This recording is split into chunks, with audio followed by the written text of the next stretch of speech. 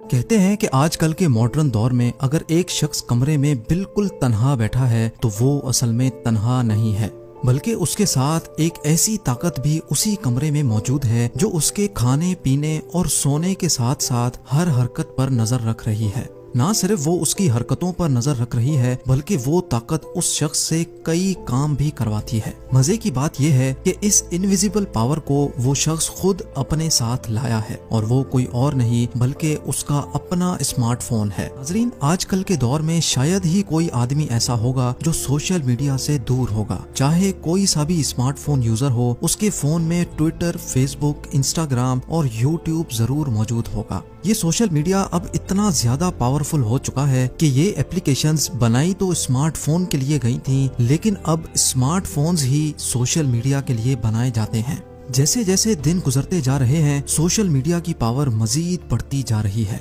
हत्ता कि world super power United states का प्रेसिडेंट भी अब ट्विटर के जरिए ही लोगों से इंटरेक्ट करता है। हम में से अक्सर लोग यही समझते आ रहे हैं कि सोशल मीडिया एक फ्री टूल है जिसके जरिए इंफॉर्मेशन और एंटरटेनमेंट हासिल की जा सकती है, लेकिन असल बात जानकर यकीनन आपके रोंगटे खड़े हो जाएंगे। हम इंसान तो सोशल मीडिया को उनके नाम से जानते हैं, लेकिन क्या आपको मालूम है कि ये एप्लीकेशन आपको आपके नाम से नहीं बल्कि एक यूनिक नंबर से जानती है। उनके लिए हर इंसान की पहचान एक नंबर से रखी गई है जिसको अक्सर आईडी भी कहा जाता है। जैसे किसी जेल में कैदियों को एक नंबर से पुकारा जाता है, वैसे ही सोशल मीडिया भी एक जेल की मानिंद है जिसमें हर यूजर को एक यूनिक आईडी से पहचाना जाता है। और हैरत अंगेज तौर पे एक इंसान अपने आप को खुद इतना नहीं जानता जितना सोशल मीडिया ऐप उसको जानती है। इन एप्लीकेशंस को इस्तेमाल करना बिल्कुल मुफ्त क्यों रखा गया है? हर यूजर का डाटा कैसे इस्तेमाल किया जा रहा है और उस डाटा के जरिए कैसे मल्टी बिलियन डॉलर्स बनाए जा रहे हैं? कैसे सोशल मीडिया के पीछे मौजूद रोबोट्स इंसान के इमोशंस को इस्तेमाल कर रहे हैं और कैसे अब ये चीज इतनी ज्यादा आउट ऑफ कंट्रोल हो गई है कि इनको बनाने वाले इंजीनियर्स भी अब इसको रोक नहीं सकते। ये सब और इससे भी ज्यादा आप जान सकेंगे आज की इस वीडियो में। नंबर 1, सबसे पहले हम ये जानते हैं कि सोशल मीडिया एप्लीकेशंस इतनी एडिक्टिव कैसे बनाई जाती हैं। इन कंपनीज की बैकबोन ऐसे लोग होते हैं जो लोगों की अटेंशन अपनी तरफ डाइवर्ट करने के माहिर होते हैं और इनको अटेंशन इंजीनियर्स भी कहा जाता है। ये वही अटेंशन इंजीनियर्स होते हैं जो कैसीनोज में मुख्तलिफ गेम्स डिजाइन करते हैं। ये इंजीनियर्स इंसानी दिमाग से खेलकर एक ऐसा डिजाइन तैयार करते हैं जिसको एक बार इस्तेमाल करते ही इंसान को उसकी आदत या एडिक्शन होने लगती है। यानी इनका टारगेट होता है कि कुछ भी करना है लेकिन विजिटर को एप्लीकेशन बंद नहीं करने देनी। इंसानी फितरत है कि जब भी कोई हमारी तारीफ करता है तो हमें बहुत अच्छा लगता है।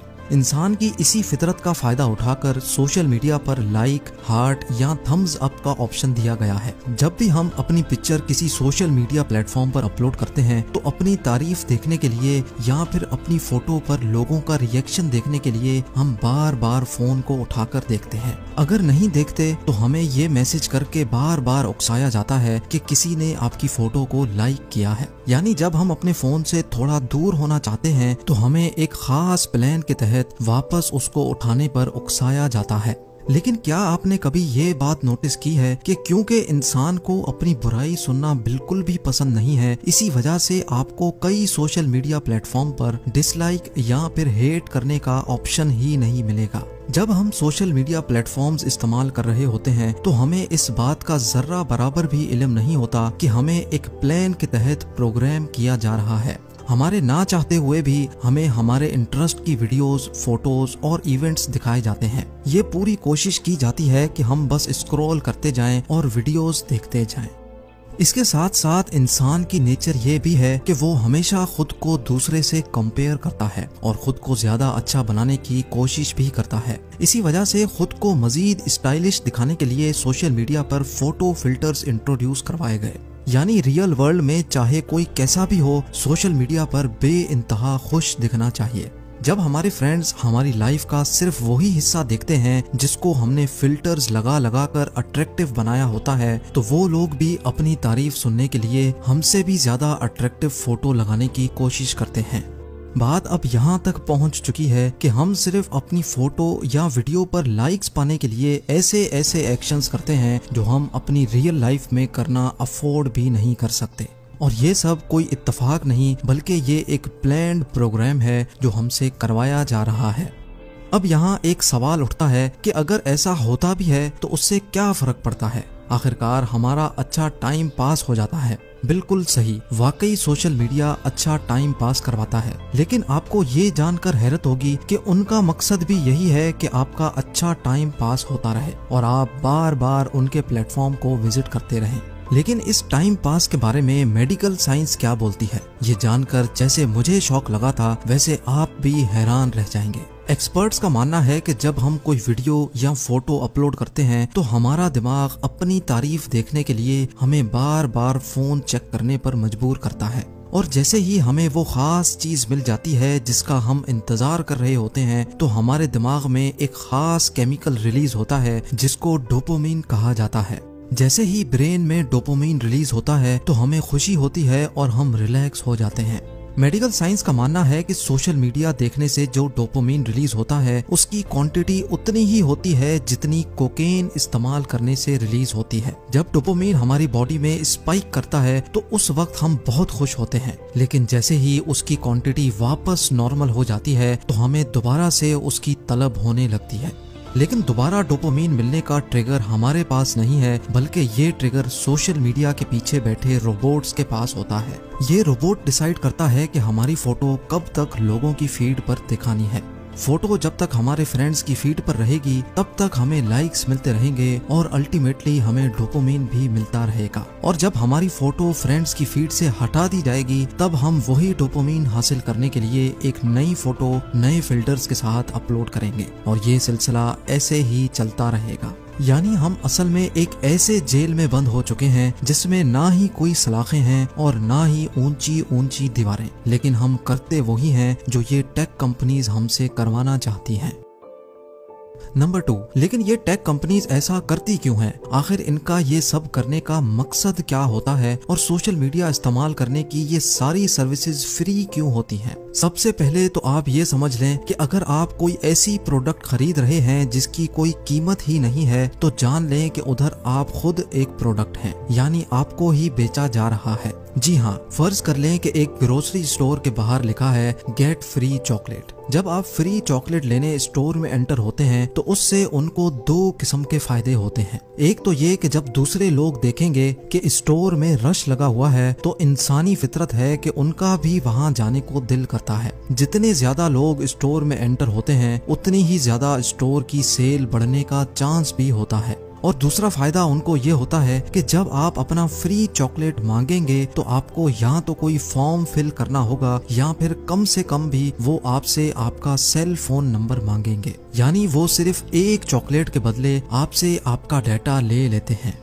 नाजरीन, ऐसा ही कुछ होता है सोशल मीडिया प्लेटफॉर्म्स पर, जहां पर हमसे सारा डाटा लेकर हमें एंटरटेनमेंट के नाम पर उसकी लत लगाई जाती है। हमारा नाम, हमारी age, location, cell phone number और हत्ता के हमारा इंटरेस्ट भी पूछा जाता है। हम कहाँ जाते हैं, किसके साथ जाते हैं, कौन से रेस्टोरेंट में खाना पसंद करते हैं और कौन सी मूवीज देखते हैं, इन सारी चीजों का डाटा इस्तेमाल करके हमें हमारे इंटरेस्ट के हिसाब से एडवर्टाइजमेंट्स दिखाई जाती हैं। इन एप्लीकेशंस के पीछे मौजूद हजारों नहीं लाखों सुपर कंप्यूटर्स रियल टाइम में यही डिसाइड कर रहे होते हैं कि इस वक्त हमें कौन सी वीडियो दिखाई जाए ताकि हम उसमें घुसते चले जाएं। गलती से भी कोई फोटो लाइक हो जाए तो ये आर्टिफिशियल इंटेलिजेंट रोबोट्स हमें उससे रिलेटेड वीडियोस और फोटोज दिखाना शुरू कर देते हैं। हम जितना ज्यादा टाइम इन एप्लीकेशंस पर गुजारते जाएंगे उतना ही ज्यादा उनको फायदा होता जाएगा। नंबर 3, एक नई बीमारी। मेडिकल एक्सपर्ट्स ने पिछले कई सालों में एक अजीब सी बीमारी नोटिस की है और इस बीमारी को सोशल मीडिया डिप्रेशन का नाम दिया गया है।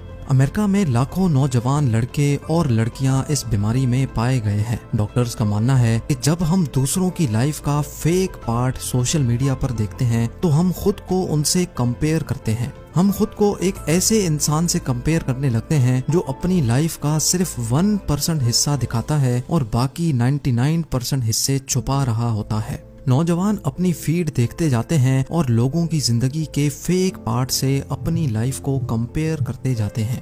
इससे उनको एंजाइटी डिसऑर्डर और डिप्रेशन जैसी बीमारियां बहुत छोटी एज में ही घेर लेती हैं। कई नौजवान जब ये सब बर्दाश्त नहीं कर पाते तो वो सुसाइड भी कर लेते हैं। क्या आपको मालूम है कि सोशल मीडिया के आने के बाद सिर्फ अमेरिका में सुसाइड का रेशो 151% बढ़ चुका है और जो मजीद बढ़ता चला जा रहा है।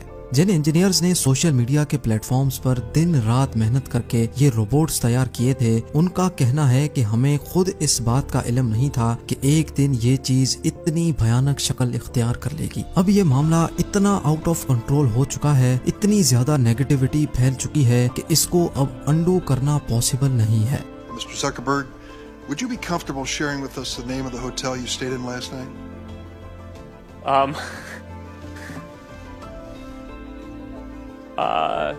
No.